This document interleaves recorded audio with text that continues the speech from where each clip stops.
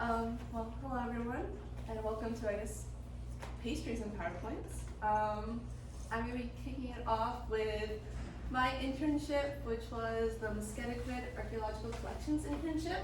Let's see if this works. Yep. And I did this at the Concord Museum in Concord, Massachusetts. It's about, 30 minutes with no traffic from here.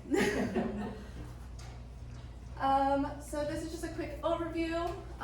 So I worked with mainly two people at the Concord Museum, Jessica Bassini, who's the collections director, and Eden Pickett-Kelly, who is her assistant. Both wonderful people. I enjoyed working with them a lot.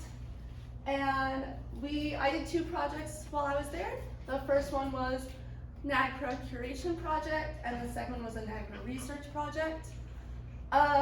The curation project, if any of you have ever done any sort of curation, you can imagine what that is. It was just inventory. I inventoried a lot of stuff for the museum.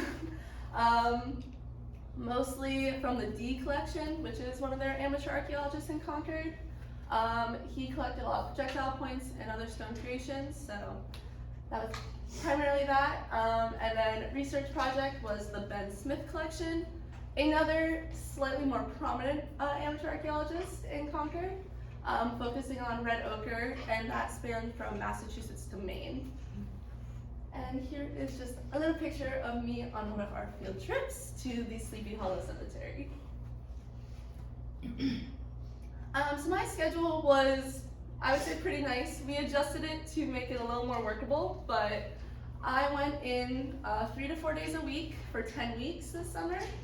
And I luckily was able to do 3 field trips with the museum to 3 different prominent places in Concord: the Wayside, Sleepy Hollow Cemetery, which is on the previous picture, and the Old North Bridge.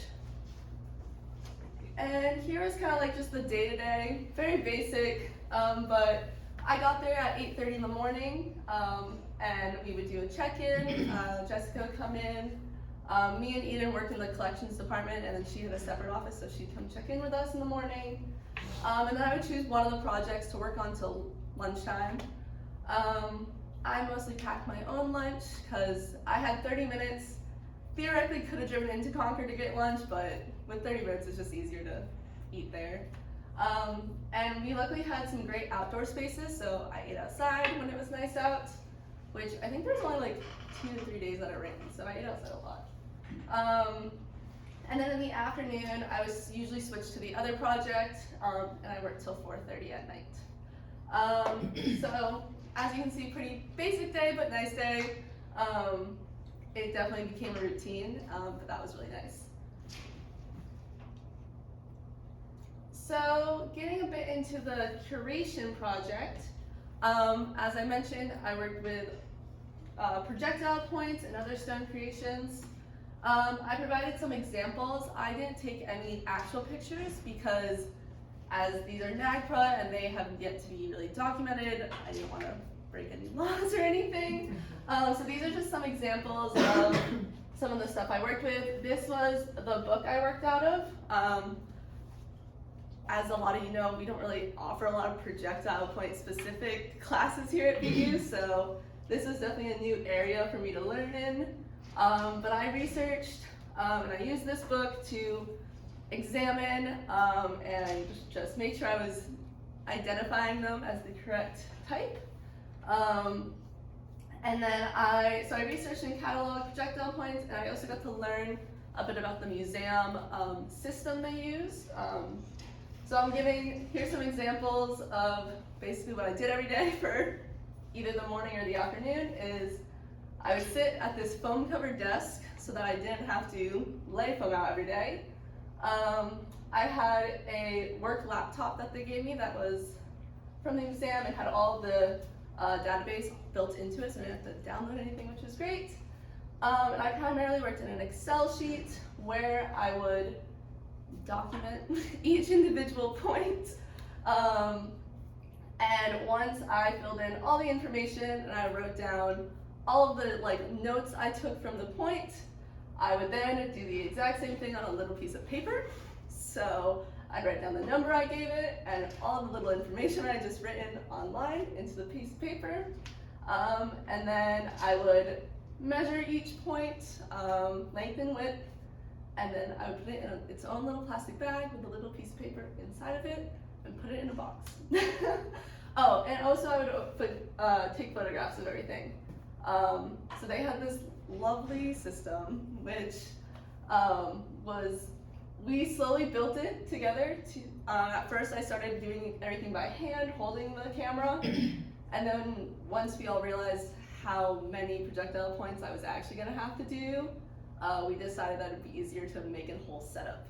So they luckily had all these pieces scattered around and we put them together so I could just turn the camera on and click the photo button and not have to hold or move anything. So yeah, and I just gave this example up here is a scope knocket. It ended up being not only my favorite, but what we had a lot of. It's a quartz triangle point. Nothing too interesting to note besides they're usually like really small and really cute. But yeah, and then this is just a bunch of other types. As you can see, they really range. And I got to learn all the terminology to talk about the points by taking notes on them. So you have like stem points, you have bifurcated points, and as this example shows, a lot of times the points weren't whole, so I had to learn how to just be like, oh, like the point tip is chipped off, or this is only a midsection of a point. So big learning, but really interesting once I got into it. And then this is the other project I worked on, which was a research project. Again, projectile points and stone creations, but not working with the physical evidence, but researching this man, Ben Smith, who had collected all of the things. The Concord Museum does have his whole collection, but I was only working off of the paperwork, trying to find a trail of red ochre, which is a known funerary substance that is a lot of times found on projectile points in funerary context. So I was going through all of his paper trails to see where the majority of the points and the red ochre substance would have come from. So this journey took me from Massachusetts to Maine. I learned so much about Ben Smith, like probably too much, if I'm being honest. I pretty much every day whenever we had a check-in, I'd be like, you guys want to hear another fun fact about Ben Smith? Because I know them and I need to share it because some of them are really wacky. But yeah, so these are some examples. The Massachusetts Archaeological Society is something that Ben Smith was a huge part of. He was on the board many times, led many of their amateur archaeological digs around Massachusetts, so that's where a lot of the materials came from. And then of course, as I mentioned, he had connections up in Maine. Those were familial connections.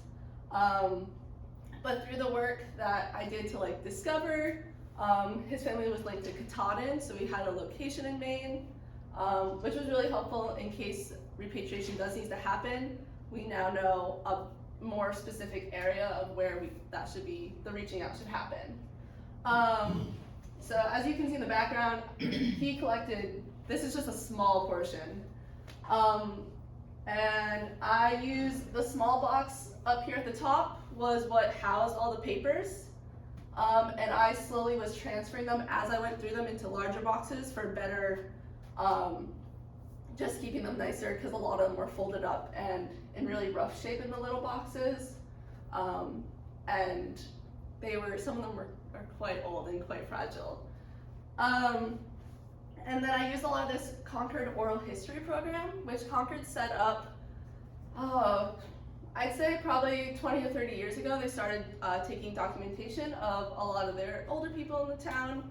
But I found this really helpful because they did not only an oral history of Ben Smith, but also a lot of his family members. So I traced his lineage all the way back to, I believe, his great-great-grandparents. And yes, a very complicated family, a very interesting family when you're reading from afar. As I talked with Eden a lot, it felt like I was just recreating a soap opera in his, through his family lines. But yeah, this work will go on to lead to some repatriations, hopefully, of materials that have red ochre. So these are just my quick little field trips we did.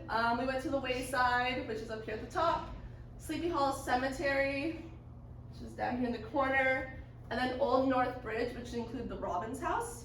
All of these were just fun little get out of the museum experiences. The cemetery was, I would say, one of the ones that connected most to my work because I had discovered, excuse me, some mortars which were used as gravestones for people in Concord, which was a little surprising and led to some very interesting conversations. But yeah. And then the Old North Bridge was my last day. It's where we went to say goodbye. We had a little pizza party. But also got to walk around the Robbins House, which is right there. And I highly recommend that if you're interested in any African American history around Boston. So just a quick cost breakdown. I was most generous to receive $2,000 from the Mobius Fund, which went a long way to living in Boston while also working outside of Boston. Luckily, I got housing for $1,950. I got a discounted price from a family friend, which was really beneficial because housing in Boston is insane. And then I got to cut down on gas we agreed only going in 3 to 4 days a week was going to be sufficient. So I was very conscious with my gas and cut down on that a lot, which was good. And then food, kept it minimum. Bringing my lunches, most of them were like deli sandwiches every day, but worked really hard. So then my total was $2,955.57, which was graciously covered mostly by the Mobius Fund. So I really appreciated that. And then, oh, this is me in traffic. As you all probably know, my 30-minute commute most days was 45 minutes to an hour because traffic. But yeah, thank you. For those of you who don't know, I play ultimate frisbee, and this was my summer team. So along with doing the museum work, I also got to spend some time with some great people. Any questions? Yeah. You mentioned there were mortars used as gravestones. Mm-hmm. Are you talking about like military cannon kind of mortars, or mortar and pestle? Mortar and pestle, yeah. Oh, okay. I did in my Ben Smith work, I ended up following this trail of a lot of mortar and pestles. Mostly the pestles are not found anymore, but there's a lot of them buried around Concord, and he took very detailed notes of where all the locations were. And in that we discovered that 2 of them had been transitioned to be used as gravestones for people who just were interested in indigenous archaeology in Concord. They themselves are not indigenous, but so yeah, and there's like a whole list of them buried in roadsides and in like foundations of houses along that got like broken up and used. But it was really interesting to find that one in the cemetery, like fully just there. Used as probably a bird bath because it's a murder. Yeah. Yes. Sage, thanks so much. Were there any spin-off effects for the museum of the work that you did? Did they think about redoing any exhibits or making a new little exhibit related to any of the work that you did? So they definitely, there's thoughts. They have started this really great program with a lot of indigenous people around Boston and communities. So one of the things they have in the museum is this large turtle made up of mostly projectile points and like very small stone creations. And I think there's some talk of some of the artifacts they have in there aren't necessarily ones they want to be on view all the time. So some of the ones I documented with the D collection are cleared to be on view, so they might be replacing some of them. Yeah. That's great. So I have a lot of questions about Ben Smith that I'll just ask you later because this soap opera intrigues me. But in the vein of that project, the NACRA research project that you're doing, did that have you start thinking differently about new avenues of archaeological research for you, where you're not necessarily working with the material, but more like archives of it? Yeah, no, I had never done that kind of work, so I was really surprised at actually how much through just like archival paper research could be found out. Luckily, a lot of the archives I was working with were his direct notes, which terrible handwriting, but I would say, yeah, it definitely surprised me on how much I could trace and how luckily specific he was about certain pieces that I could definitely flag, and a process can be started with those certain pieces just from his papers. Thank you, Sadie.